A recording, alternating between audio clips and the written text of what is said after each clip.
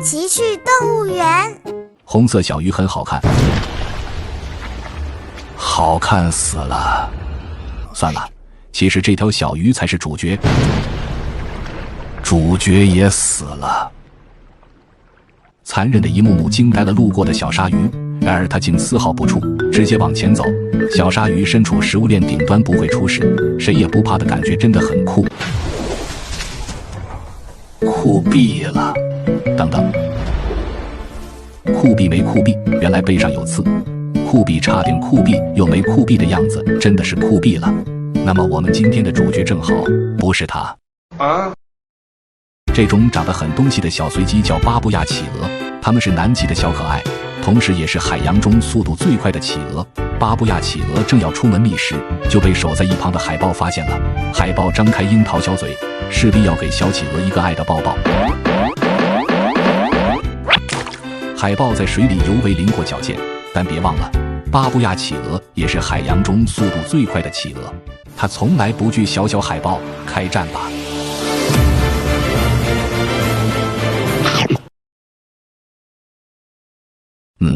目前一切平安。诈尸了。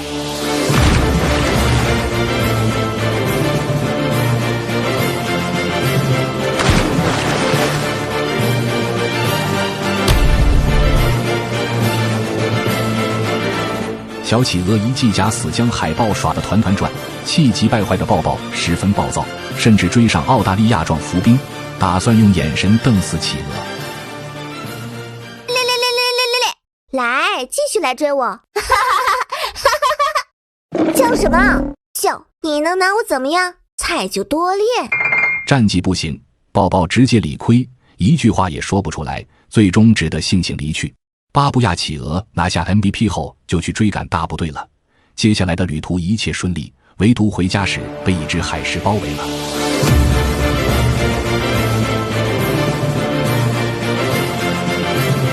巴布亚企鹅怎么都想不明白，为什么这么多鹅就爱针对我。幸运的是，朋友们并未抛弃他，朋友都在一旁急切地吃瓜。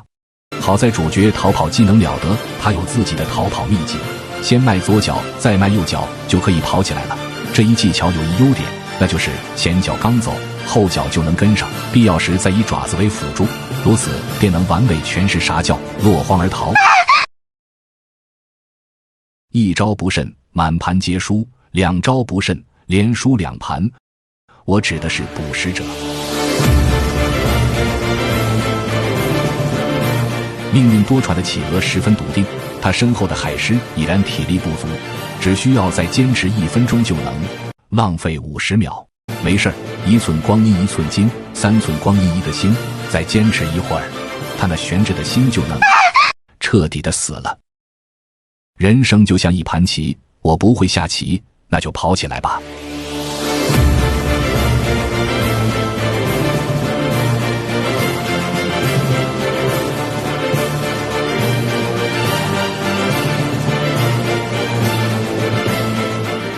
今天来看花豹。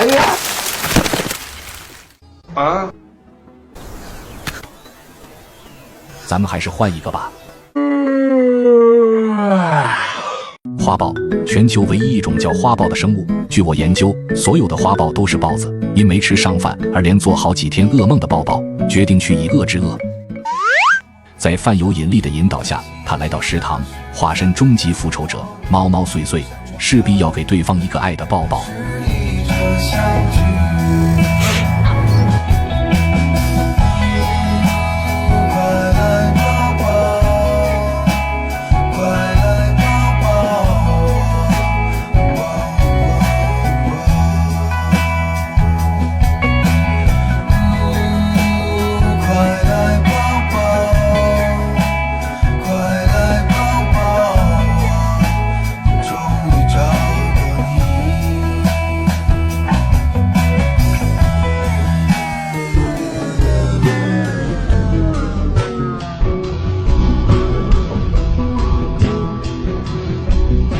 本次狩猎除了送出了一个温暖的抱抱，颗粒无收，爆炸了。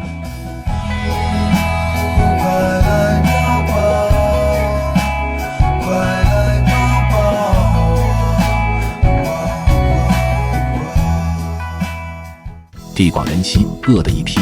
抱抱必须要尽快进食，毕竟他每瘦1斤都会少500克。打工抱为尽快实现暴富的目标，想出个不错的馊主意。他来到树上，准备施展一种从天而降的掌法，给对方以沉痛暴击。从高处往下的攻击难以躲避，抱抱也相信任何困难都可以直接克服我自己。在失败这件事上，他一向很成功，但这点困难并未打败抱抱。正所谓春眠不觉晓，疑是地上霜，春风吹不尽，更上一层楼，更上一层楼。对，更上一层楼。抱抱来到更高的树上，企图用摔死自己的方式砸死猎物，成功将这次偷袭的艺术成分抬高，真有2、3层楼这么高。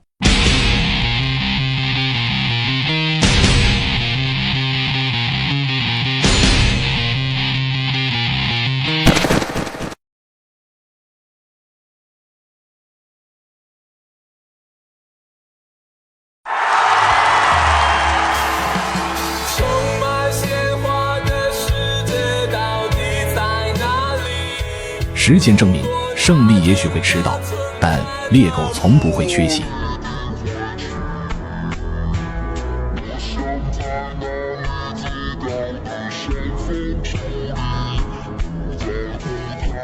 面对猎狗的强盗行为，抱抱毫无办法，只能走一步算一步，实在不行死半路。抱抱 emo 啦！下面进入受害者视角。刚才的树林惊魂事件让这根羊肉串意识到树越多就越危险，所以要选择地广熟悉的草原，这便是他的生存小技巧。亲测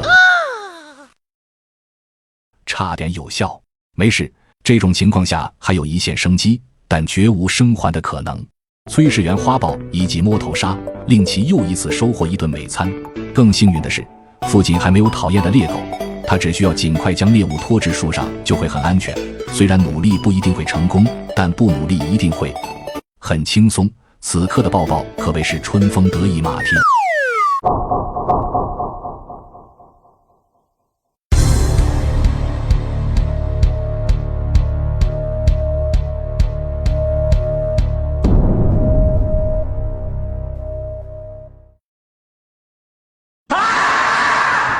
都说天无绝人之路，但绝起来还真没路。这种持之以恒的绝望，真的是看得人心里暖暖的。然而，此次的抱抱并未放弃，他打算略施小计将食物夺回来。先叫上表哥打配合，待猎狗进食时，抱抱独自上前抢夺，并借机引开猎狗，后由表哥一抱将食物叼走，挪到树上，搞定。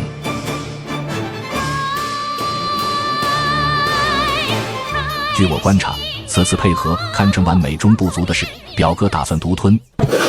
抱抱很生气，但早已精疲力竭的他已然无力再战，最终只得悻悻离去，检点地上落下的动物心脏，勉强充饥。抱抱表示，我不想捕获他的心，只希望能得到他的身体。抱生总是如此，难免经历各种挫折，但那些杀不死我的，还不如直接杀死我。真是360行，行行干破防。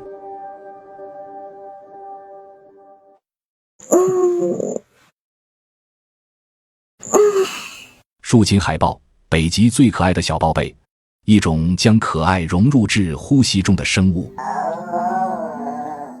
别看它一身毛茸茸，乖巧可爱又玲珑，其实才刚出生10天不到。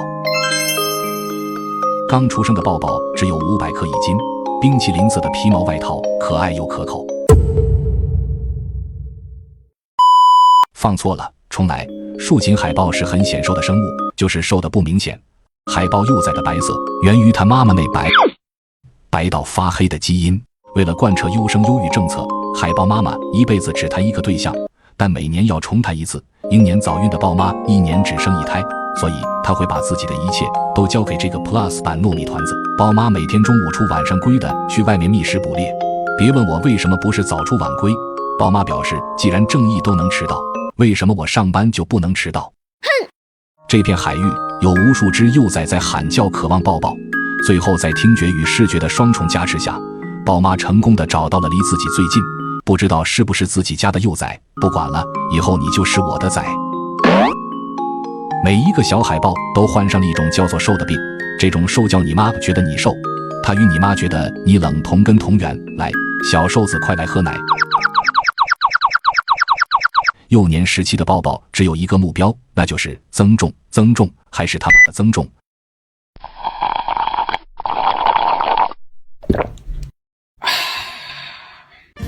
10天后，幼崽将增重2倍，而海豹妈妈则需要掉肉1/3。那么，观众朋友们，请根据此条件，求海豹妈妈原先的体重是幼崽的几倍。增重完毕，幼崽将会在妈妈的带领下去往大海，但白色抱枕似乎并不想去，豹妈气得脸都黑了。抱抱表示，只要我看不到，你就没有生气。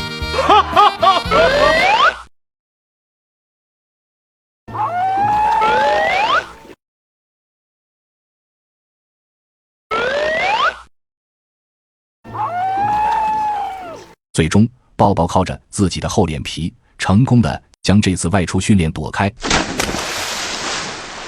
躲不开一点，天生的基因让树形海豹只需要练习时长2分半就能学会游泳，厉不厉害你豹哥？学会游泳后，小海豹很开心，他兴奋地向这个一直跟着他们的塑料青蛙人报喜，满是欢乐，乐极生悲。豹妈要走了，这一次见面将会是他们的永别，豹妈会继续去追寻自己那从一而终、1年1次的爱情。好在这段时间，小抱枕已经囤积足够的脂肪，足够它撑下去了，圆嘟嘟、胖乎乎的，真可爱，可爱死了。下面来看海豹的表哥北极兔。据我研究，北极之所以很冷，是因为温度很低，而北极兔们大多以白色为主。如果你要问我为什么是白色，那么我只能客观实在、简明扼要地告诉你，不知道。北极兔这么白，想必他们的孩子也一定很灰。望着这不太像亲生的小兔崽子，兔爸不所为动。他表示都结婚这么多年了，自己仍然义无是处。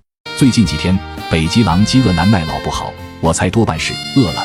在听到北极兔的遭遇后，北极狼深表同情，于是热情的他决定将兔兔们都请入胃中，以给予兔兔们温暖。狼来了，小兔崽子很慌，但兔爸却胸有成竹，他安慰孩子们，不用害怕，不用慌，我不仅有防狼小技巧，还有腿，先溜了。该说不说，兔爸这4曲变2曲的跑路方式，完美诠释了什么叫动若疯兔，也解释了啥叫亲情血淡于水。没有了家长的庇护，小兔崽子只得就地躲避，幸亏还有灰色皮毛可帮助他们躲藏自己。理论上，只要不乱跑就不会被发现。不过北极狼并不相信理论，被发现了。没事，小兔崽子的逃跑速度也并不慢。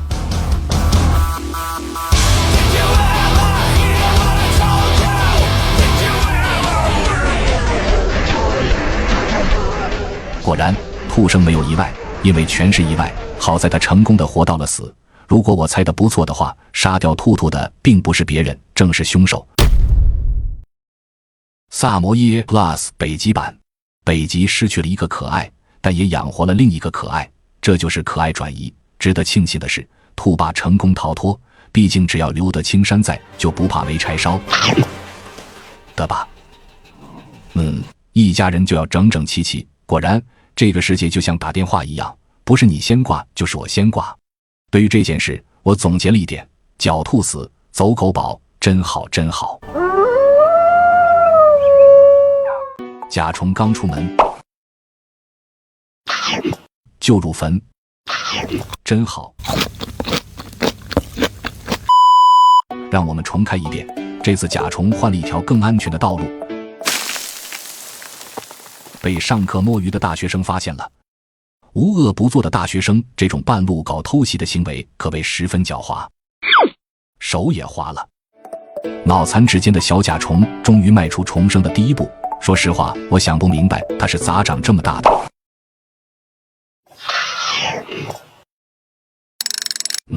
变色龙也想不明白。没事，甲虫还留有一手。下面来看甲虫同父同母的表哥阿德利企鹅。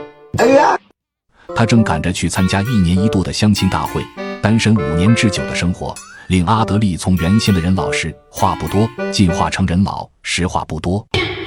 阿德利因睡过头迷路了，他打算去问问一旁的帝企鹅族群。阿德利企鹅与帝企鹅这2个邻居的关系一向很讲究。你好，我想问问。讲究的就是不讲究。大人不好说话，就去找小朋友。基因的差异导致5岁的阿德利企鹅还没5个月的帝企鹅又在高。你好，小朋友。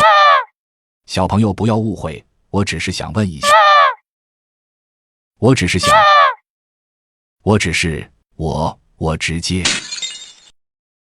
一定是打开方式不对。这一次，阿德利换了一个不爱骂人的小朋友。嘿，醒醒，小朋友，我是你叔。哎呀，脾气这么差，再见。停，别动手，停，我要生气了，我真的生气了。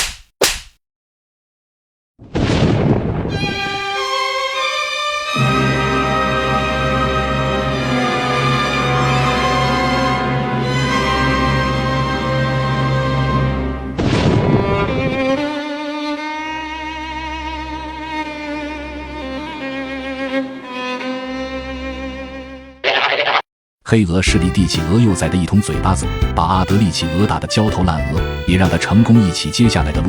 所以这波不亏才有鬼。没事，困难只是暂时的，等他熬过这一段，就可以熬下一段了。阿德利企鹅成功来到民风淳朴的鄂城，这里的人们十分友善，从不动口吵架，非常美好。望着前方鹅冠满盈、鹅满为患的人群，阿德利知道当前雄性企鹅日益增长的地盘需求与有限的土地资源之间的矛盾难以调节，自己是万万不能进去的，无可奈何花落去。他找了个相对偏僻的角落筑巢，勤勤恳恳地搜集石头，构筑自己的爱情小窝。正所谓你若安好，那还得了。臭老六在偷家。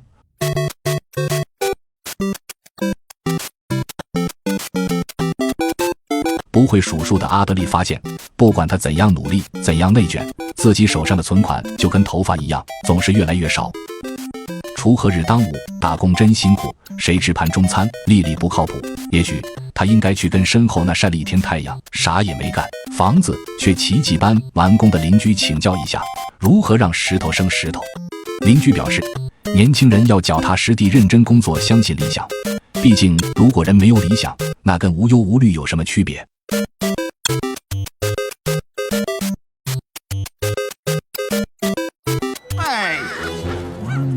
阿德利终于发现了老六，但已经来不及挽回了，因为不是雄性的雌性企鹅妹子已经到来。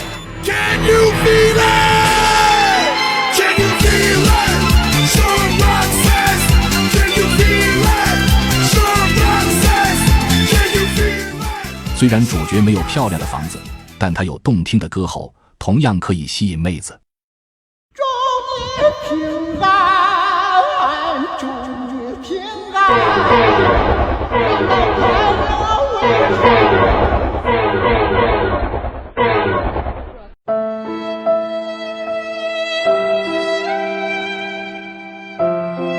虽然他成功的失败了，但好在他的邻居们都成功了。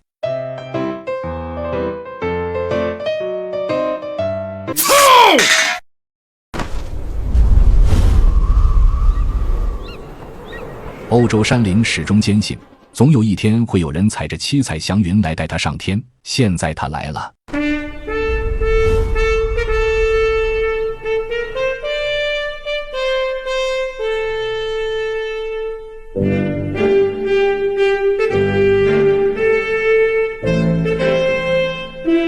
略有不同的是，这次上的是西天。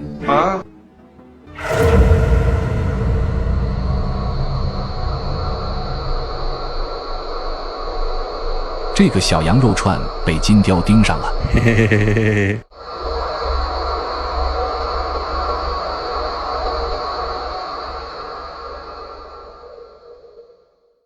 他被金雕拖至半空，成功实现了物理上的单方面带飞。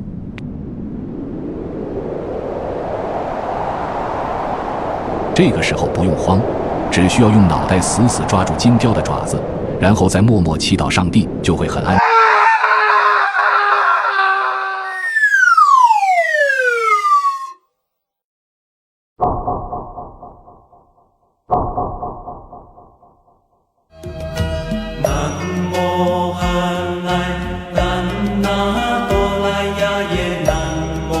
希望人没事。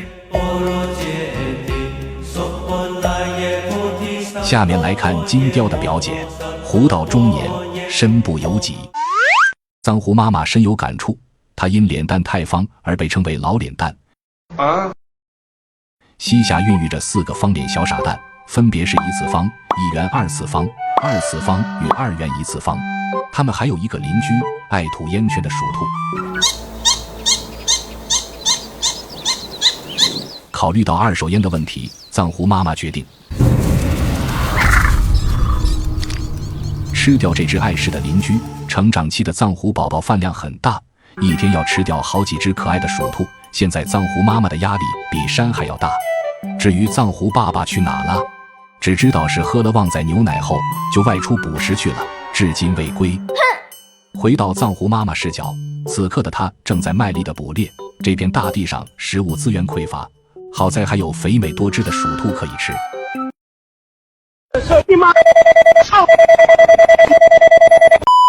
藏狐需要压低身子，悄悄地靠近鼠兔来偷袭，然后就能10拿9稳的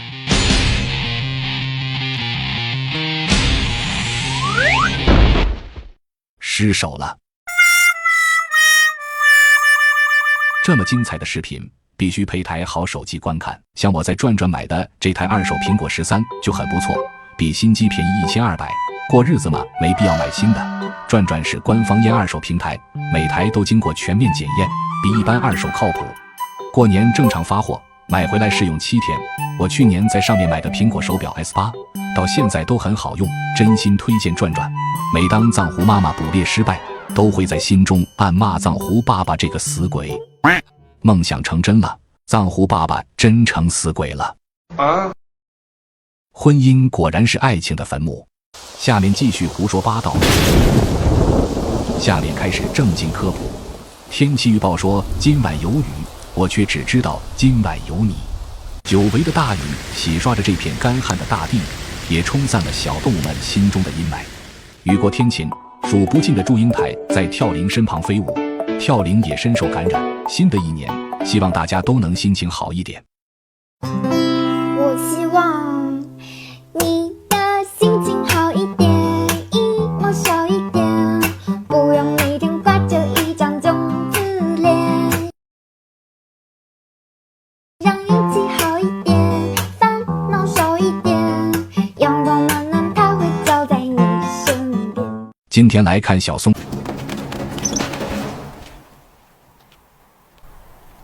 松薯条，这种情况不用慌，小事一桩罢了。我的建议是尽早通知家属。这是我异父异母的亲兄弟，同时也是我的远房表哥，加拿大猞猁。因其神龙见首不见尾，故而又名短尾猫。一穷二白，两袖西北风的短尾猫，最近谈了个女朋友。丈母娘说了，只要抓到足够的食物，就把自己嫁给他。此刻的他干劲十足，短尾猫是猫科猎手榜排名第10001名，万人之下一人之上，俗称小菜。短尾猫的弹跳能力很好，它只需要随便一跳就能轻松的洗个澡。当然，如果你就此怀疑它的捕食能力，那你就怀疑对了。在捕食方面，虽说它偶尔失败，但是有些时候还是会经常偶尔。雪花飘飘，北风萧萧，天地一片苍茫。好在人生不止眼前的苟且，还有背后的苟且。屋漏偏逢连夜雨夹雪，痛定更痛下，他决定更换场地，去山谷下追寻那近在咫尺、触手可及但实现不了的梦想。世界以痛吻我，我便伸舌头。生活就是这样，万事开头难，中间难，结尾难，到成功了吗？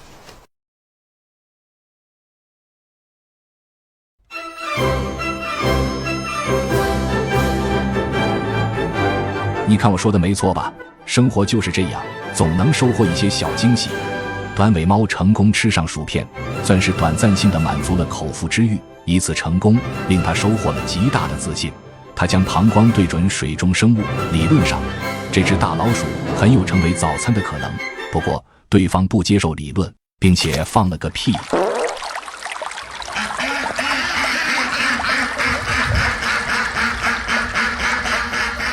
面对来自鸭子的鼓励，短尾猫很是生气。他表示，惹到我的下场就是什么都不会发生。人一时风平浪静，退一步越想越气。短尾猫决定把小鸭子送到胃中，给予它们温暖。为避免因捕猎失败而再次做噩梦，短尾猫打算从长计议。它悄悄靠近猎物，打算来骗、来偷袭。此等不讲武德的行为可谓十分狡猾。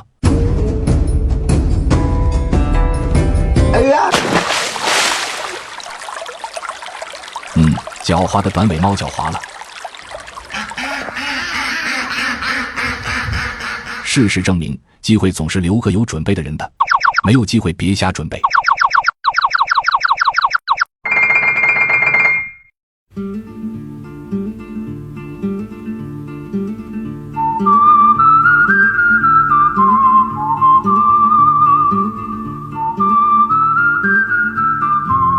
难道就这样结束了吗？难道就这样束手无策了吗？难道就这样轻易认输了吗？难道就这样抛弃丈母娘吗？不，我们的旅途才刚刚开始，只要心中有光，脚下就有路。我们绝不会就此止步，而是勇敢地向前进发。都说肉行千里吃狼，屎行千里吃狗，即使前方道路曲折，我们也要勇敢前行，用希望之光驱散黑暗，用坚持之力战胜困难，因为受人永不为奴。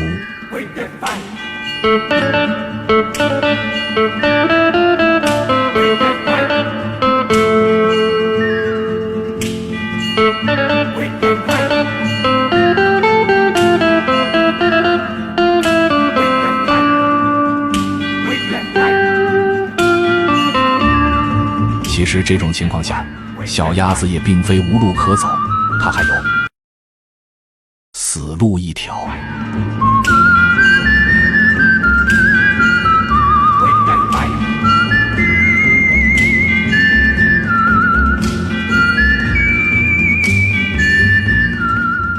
这才是土的正确吃法，把嘴巴贴紧地面，然后吸吮。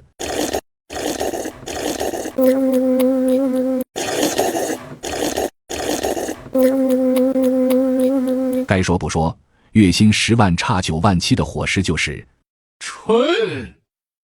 吃完早餐，没啥特色却特色的弹涂鱼打算去找个对象。都说色是刮骨钢刀，天生硬骨头的弹涂鱼根本不信这个邪。他表示愿得一人心，免得老相亲。为了记录下弹涂鱼的画面，我异父异母的亲兄弟直接去到现场考察。一条间谍弹涂鱼，只见弹涂鱼刚迈出求偶路上的第一步，就遇到了另一条不是雌性的弹涂鱼。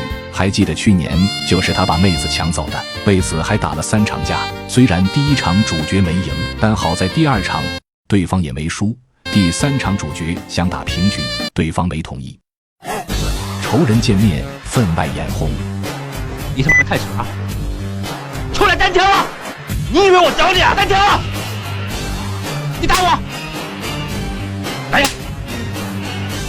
不打你，你打我又怎么样？你有没有砍过人？你有没有看过死人？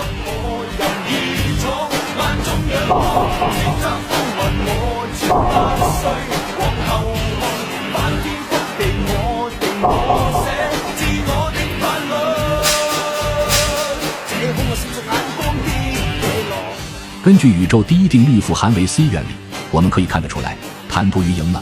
反正我也分不清哪条鱼才是主角，所以赢了的就是主角呀。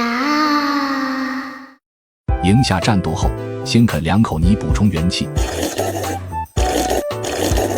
然后就能元气满满的接受新的打击。雌性弹涂鱼并没看上他，反倒是对一旁的间谍弹涂鱼情有独钟。间谍被吓一跳，生怕雄性弹涂鱼也来给他2大嘴巴。幸好雄性弹涂鱼并没有上手，作为无恶不作的良民之一，雄性弹涂鱼打算用来呀吸引妹子过来。所谓来呀，就是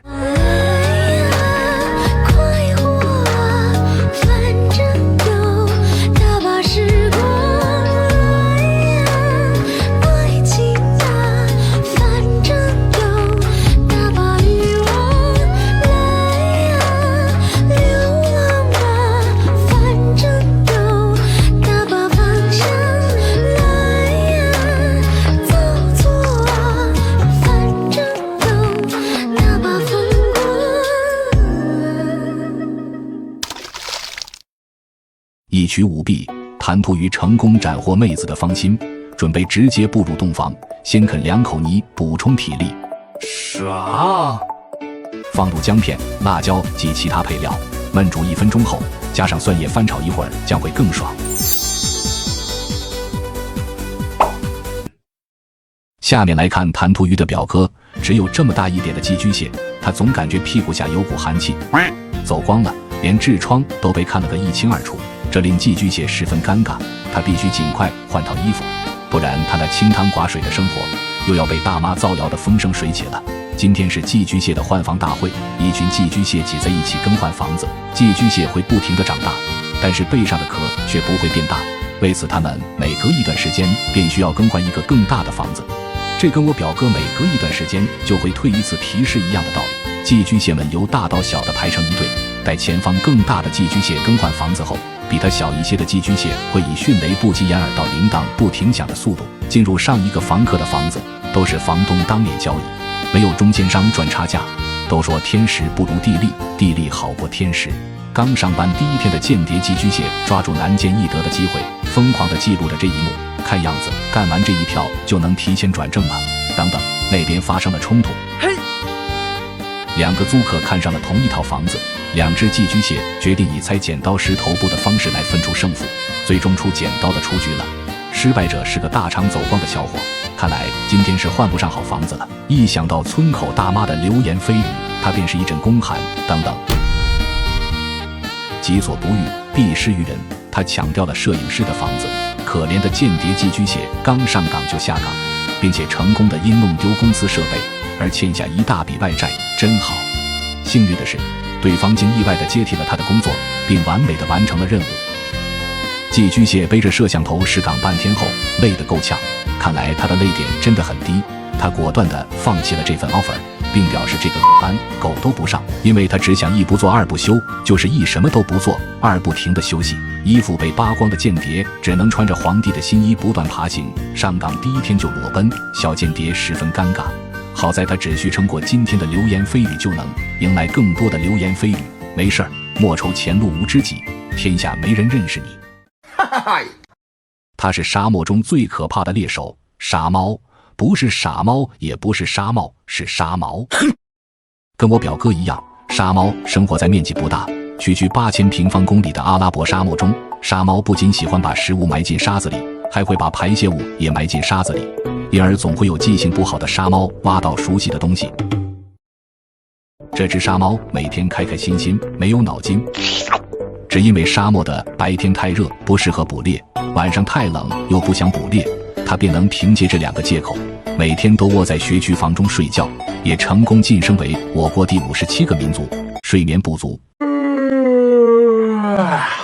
沙猫表示，虽然我的猫砂盆很大，但我的愿望却很小，就4个字：不劳而获。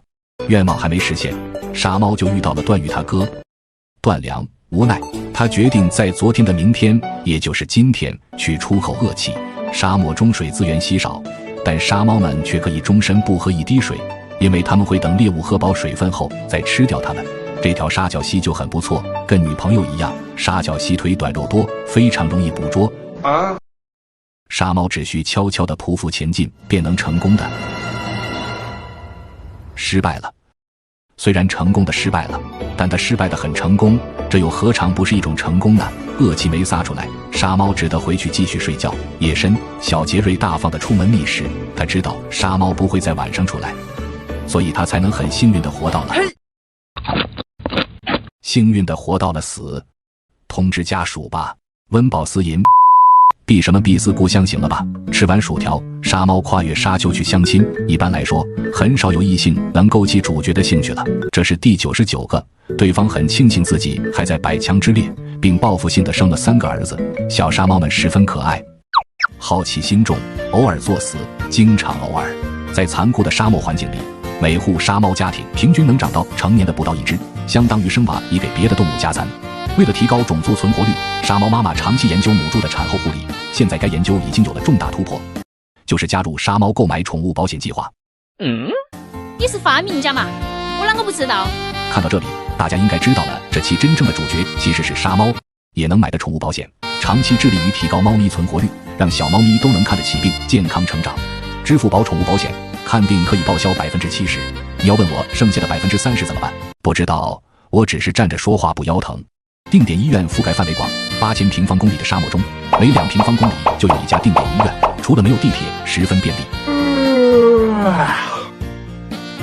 下面来看沙猫的表哥囊鼠。囊鼠颜值不低，就是有点丑。他视力不佳，基本是瞎。好在上帝关了一扇窗，还把门焊死了。他不仅瞎还聋，可谓是5官尽毁3官不在。没事，囊鼠还有一位好兄弟，一直想将它送入胃中给予温暖的短尾猫。短尾猫每一次捕猎都很认真，认真的失败了。囊鼠十分警惕，他早已发现头顶的咪咪，并打算好好的戏耍一番。接下来的2个小时，咪咪不仅耗费大量力气，还成功的吃上了西北风。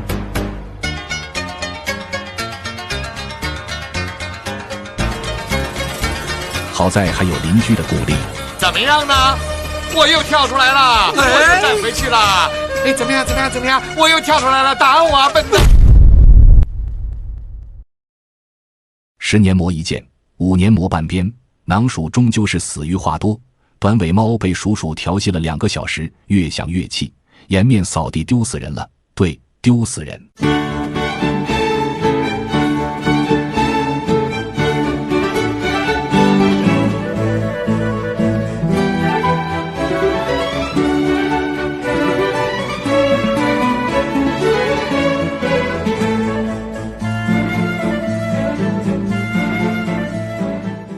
龙鼠很开心，开心死了。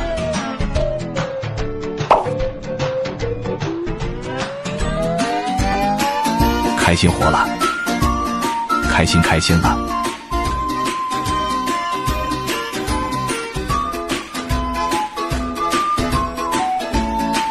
开心找不到路，开心又开心死了。开心是假死，偷望2眼敌人，趁机跑进洞穴。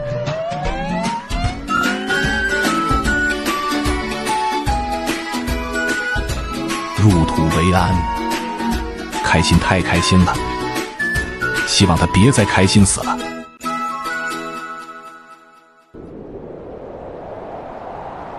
早上坏，1日不见，如隔3个8小时。昨天那个经历一波3折还没吃上肉的大怨种，就是我异父异母的亲兄弟埃塞俄比亚狼，跟我表哥一样，母胎 solo 多年的他一无是处。不过经过昨天的事情，此刻的他已然心有所属，与每一位怀春的少年相似。度过难熬的整夜噩梦后，上头的恋爱脑十分渴望得到鼠鼠的身体。密布的洞口早已表明，这边大地的鼠鼠已经数不胜数。鼠鼠们都窝在入土为安的学区房中，不愿出来。但汪汪不怕，他只需拿出狗拿耗子的决心，便能成功。成功的失败了，但汪汪并没打算放弃，他决定将拿耗子这件闲事管到底。考虑到早上鼠鼠们还未完全起床，他打算在学区房门口等他们。经过3分钟的等待，他成功的浪费了300秒，但这一举措也并非一无所获。在这几分钟内，他针对自己的失败事迹进行归纳总结，最终得出3点结论。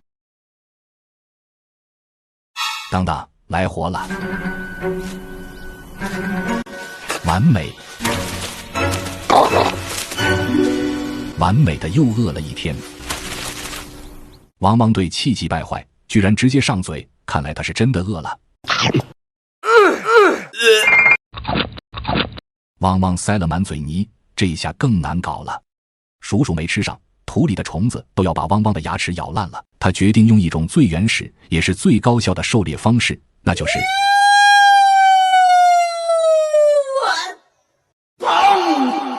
鼻青脸肿捕猎法，试图用自残的方式逼他的心中所数出来此等狩猎方法，完美地彰显出狗急撞墙的攻击性。当然成果还是有的，汪汪最终还是成功地吃上了软糯可口的来自地球母亲的毒打。其实这边食物还是很多的，像天上飞的、地上跑的、土里埋的，他都抓不到。屡次失败让汪汪想到中国的那句古话，叫做那句古话说得好。他发动自己的狗脑子开始思考，毕竟学而不思则罔，不思不学则爽。他想通了，既然硬的物理攻击行不通，那就来软的魔法伤害，由此必然十拿九稳。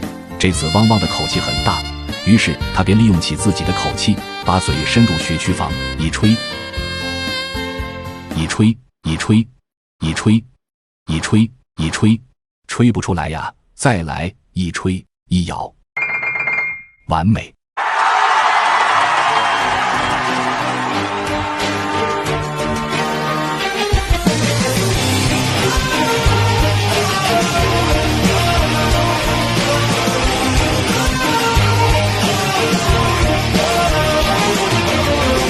不抛弃，不放弃，狗也能拿下耗子。汪汪打算好好的戏耍对方，一雪前耻，找回场子。汪汪再次被打脸的事件，又一次形象地描述了反派死于话多之理，该出手时就出手，不然必定会尴尬丢脸，那是不可能的。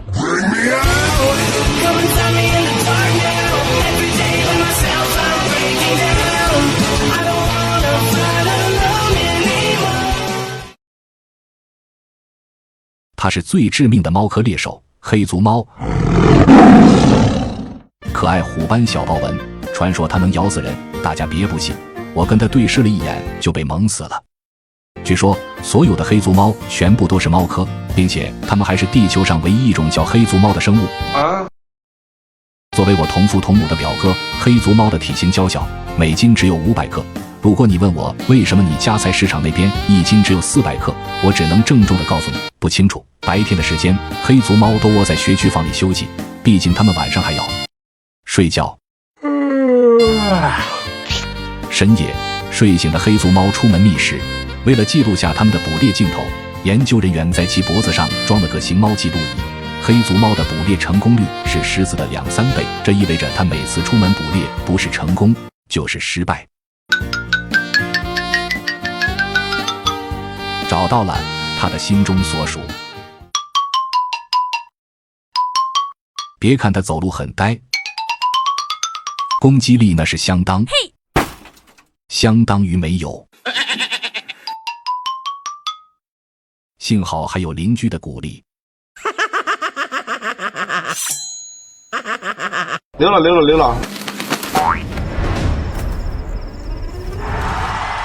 厉不厉害，你猫哥？下面来看黑足猫的表哥华美凤鸟，又被称为华美极乐鸟，不过我更喜欢叫它就是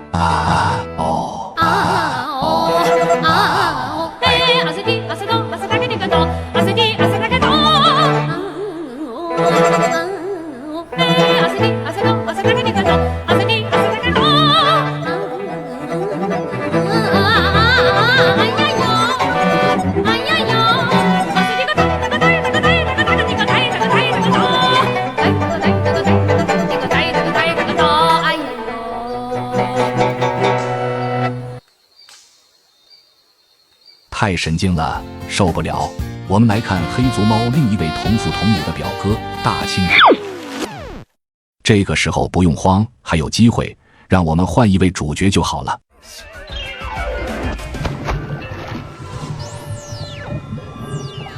生活在岛国地区的蛙蛙，正所谓一方水土养一方玩意，这里的蛙蛙属于耐看型，就是我现在没啥耐心。蛙蛙进入了1年1度的求偶阶段，没啥特色，就是特别色的主角，有一身跟画眉一样的皮肤，这是蛙蛙求偶的利器。他们跟我表哥一样，通过褶子一般的皮肤在水里获取氧气，皮肤表面积越大，获取的氧气就越多，求偶的成功率也就越高。主角运气很好，他发现并牢牢地抱住一只雌性蛙蛙，虽然对方长得一脸褶子，跟个青蛙似的，但荒郊野岭的有就不错了。然而就算这样的爱情也会有人插足，其他雄性蛙蛙过来抢夺，母蛙被吓得满头大汗，主角也不幸落败。他十分不忿地骂道：快给我下来，不然我就是做鬼，又能奈你何？果然爱情就像树叶，不是绿了就是黄了，真好。一身欲望无处发泄的主角盯上了路过的鳟鱼。正所谓两情若是长久时，又岂在公公母母。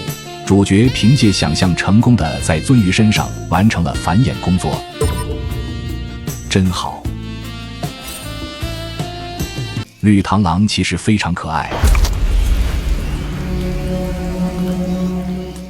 可爱死了，嘎嘣脆，鸡肉味。但这一切都与美洲豚无关，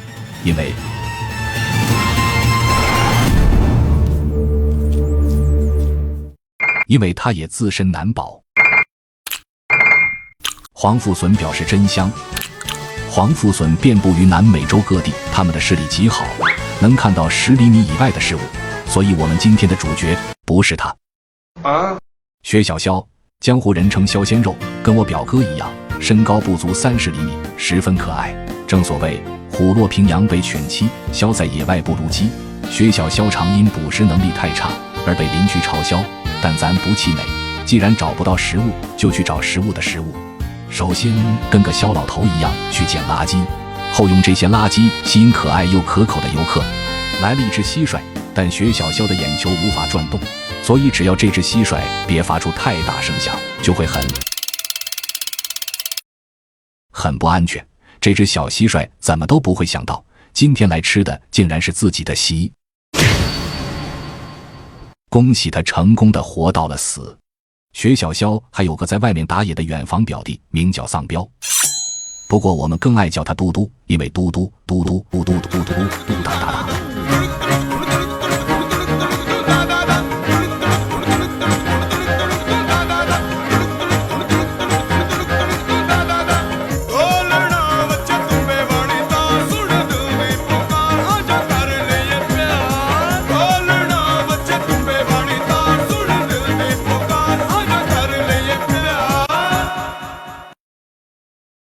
薛小肖非常可爱，也非常嚣张。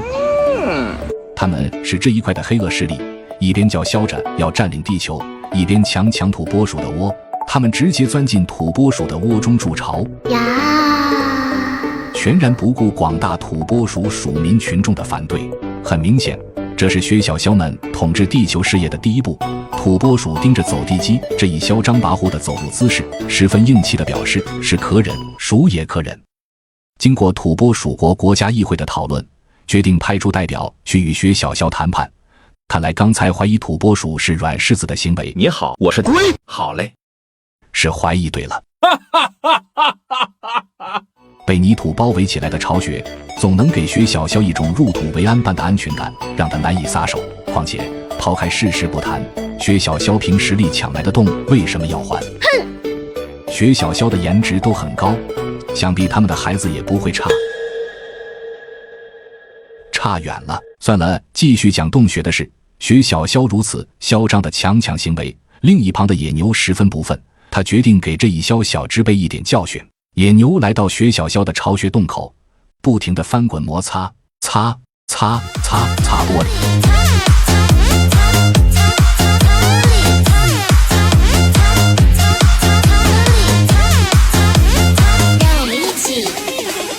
野牛的舞蹈令薛小肖异常恐惧，但暖心的事还在后头。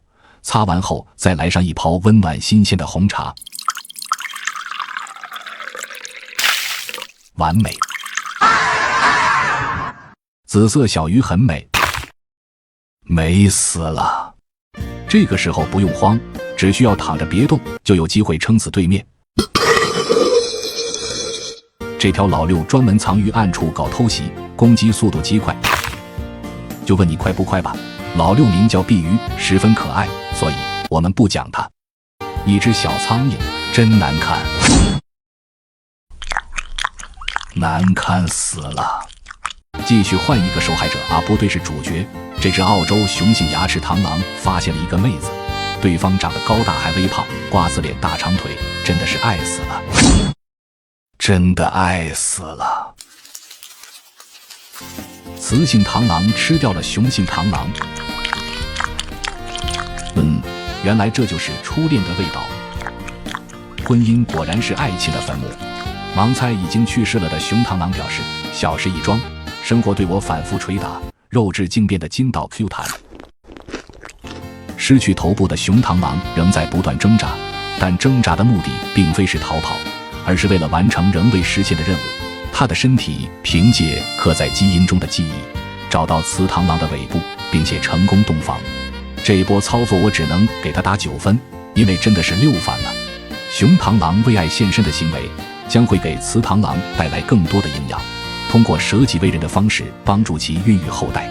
一段时间后，雌螳螂成功诞下几只雪燕，它们飞行数千公里来到北极，产下一窝鸟蛋，并成功喂饱北极狐。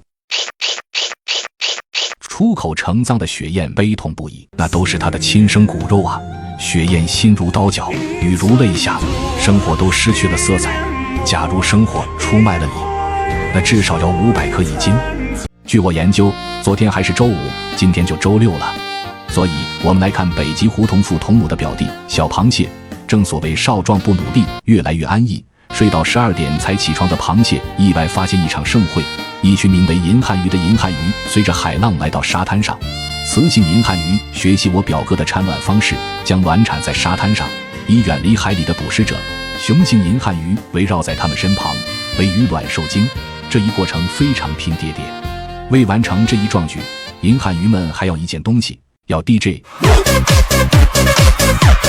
Yo DJ Yo DJ DJ Yo DJ。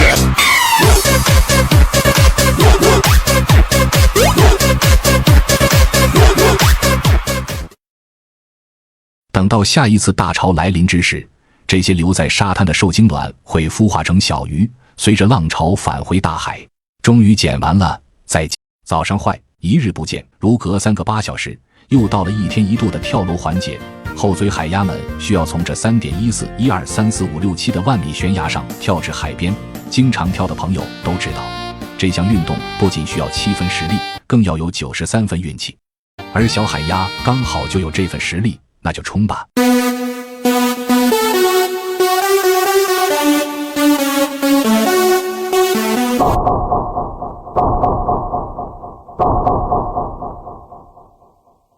没事，还活着，从这么高的悬崖上跳下来，仍毫发无伤。他十分激动，激动死了。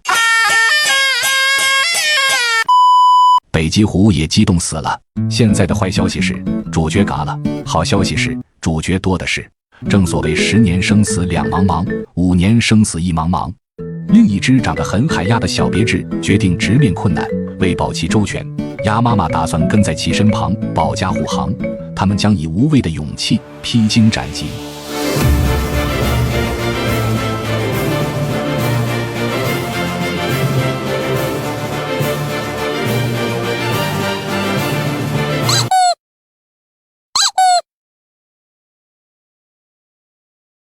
算了，我们换一个主角，海鸭的表哥非洲象。众所不知，所有的非洲象都是大象，它们是陆地上最大的哺乳动物。不过你不用记，因为接下来的内容跟它们一点关系都没有。非洲象有一只青蛙邻居，这只蛙蛙的前妻因为嫌它穷得太稳定，于是便贴心地换了个老公。重回单身的他来到这里寻找新的相亲对象，但最近有谣言说他是老色批，有必要澄清一下，他不老。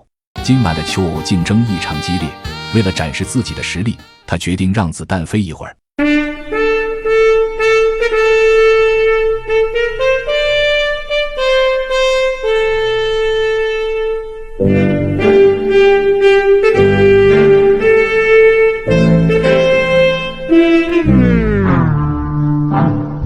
子弹还没飞出去就被拒绝了。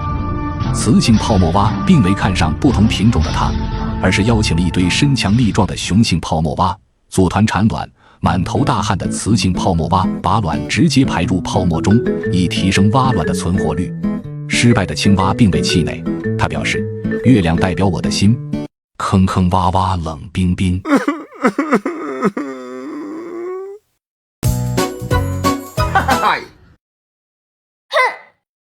雪豹对嘴巴长在脸上的土拨鼠不所为动，在这一年一度干柴烈火的季节，没啥特色却特色的雪豹只想赶紧找个帅哥探讨一下怎样摆脱母胎 solo 的论题。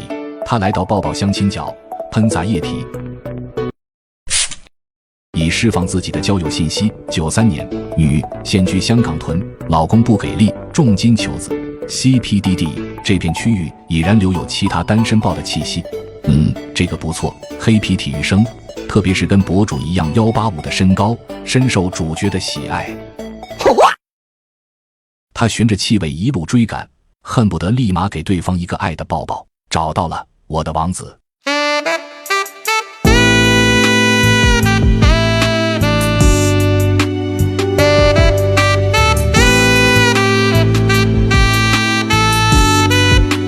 3秒钟后，了却终身大事的抱抱早已失去烦恼，只觉阳光美好，生活惬意。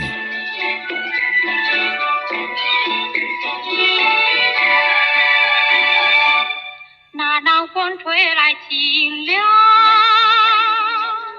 那夜莺啼声细唱，月下的花儿都入梦，只有那夜来香吐露着芬芳。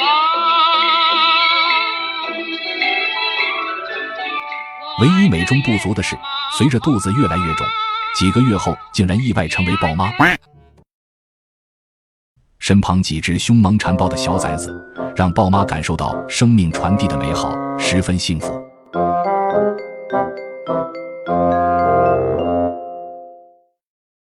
另一旁，藏羚羊同样快乐，自带博尔特属性的幼崽，虽然还很年轻，但确实年轻。虽说他还是个孩子，但世事难料，再过一段时间他就成年了。言归正传，继续扯淡。下面是藏羚羊的玩耍时间。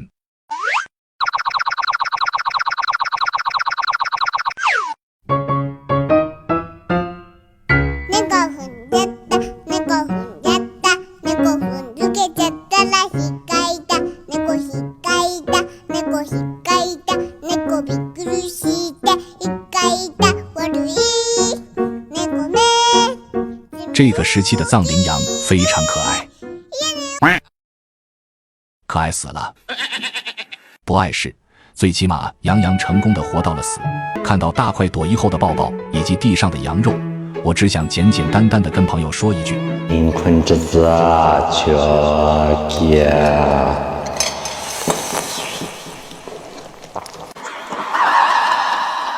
杨洋这种舍己为人的行为，成功解决了雪豹一家1周的口粮问题。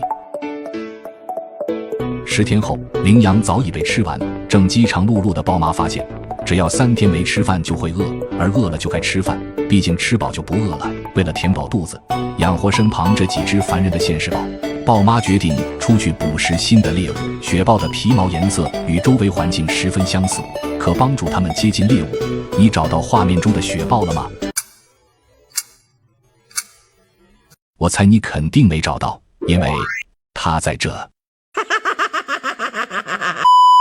这一次，豹妈盯上了肉更多的牦牛，牦牛肉的营养是牛肉的几10倍，搞定一只便可解决半个月的口粮问题，当然危险系数也很高。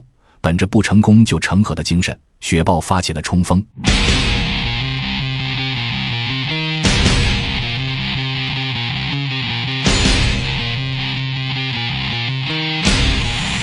它死死地咬住一只小牛犊的脖子，但雪豹忘了一件事，那就是牛妈跟他一样爱子心切。牛妈不停地对他打击报复，最后更是用牛角给雪豹以沉痛暴击。虽然牛妈在一旁疯狂暴打攻击，但雪豹仍不愿放弃，最终他成功的失败了。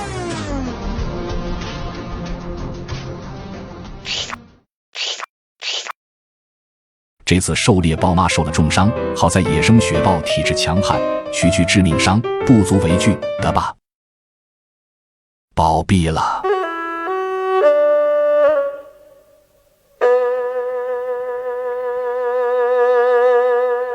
都说世事难预料，但如果我猜得不错的话，他应该是看不到明天的太阳了。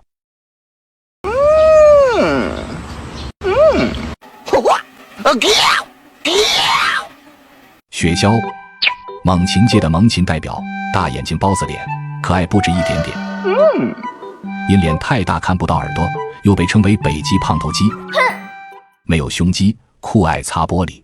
集美们，现在和我一起把你的右手举到胸前，让我们一起擦玻璃，擦玻璃，擦玻璃，擦玻璃，擦玻璃，擦玻璃，擦玻璃，擦玻璃，让我们一起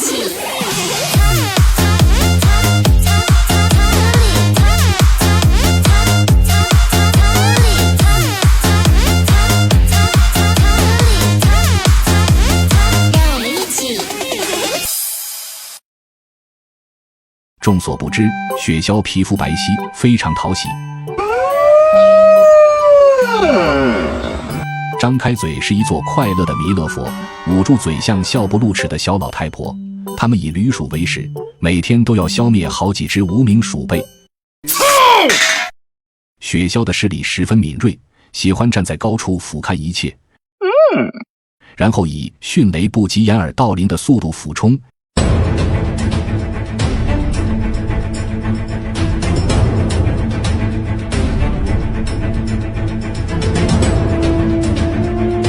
一击必中，中不了一点。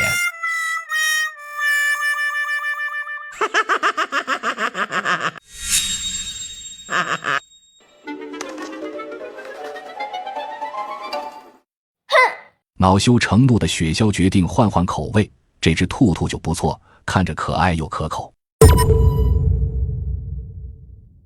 溜了。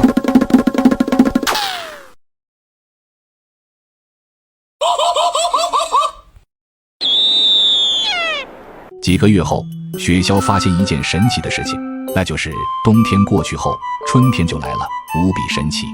更神奇的是，屡战屡败的主角竟然找了个老婆，我也不知道他是怎样把妹子骗到手的。总之就是孩子都有了。说到孩子，雪鸮夫妇的颜值都很高，想必他们的孩子也不会差到哪去。如果雪鸮妈妈是80分，爸爸就是90分，那么孩子肯定能有100，负100分。虽然雪鸮爸爸时常对孩子的血统以及老婆的忠诚度产生怀疑，但是他们仍积极响应雪鸮卫生健康委、雪鸮族群发展改革委等17个部门的发布指导意见，进一步完善和落实积极生育支持措施，深入实施一对雪鸮夫妻生育3个子女政策，一窝生3胎，为促进雪鸮族群长期均衡发展提供了有力支撑。娃多家里也热闹，就是苦了雪鸮爸爸，家中3个复仇者等着他投喂。为确保每斤雪鸮宝宝能重达500克，雪鸮爸爸每天都要捕捉10几只无名鼠辈，对家中宝宝进行投喂。雪鸮宝宝的进食速度很快，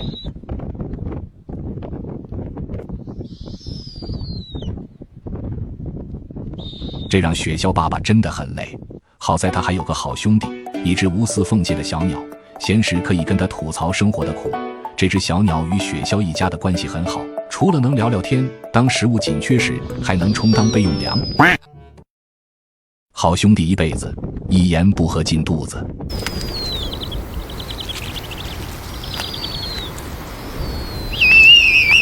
该说不说，好兄弟这种舍己为人的精神着实令人钦佩。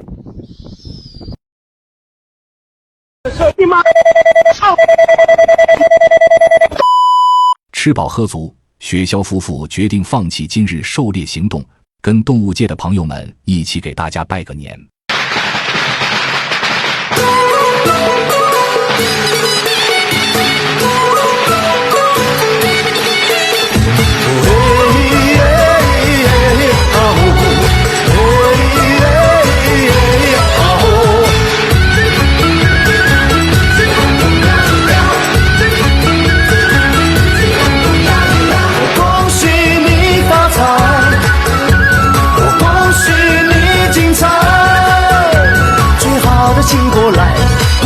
请走开。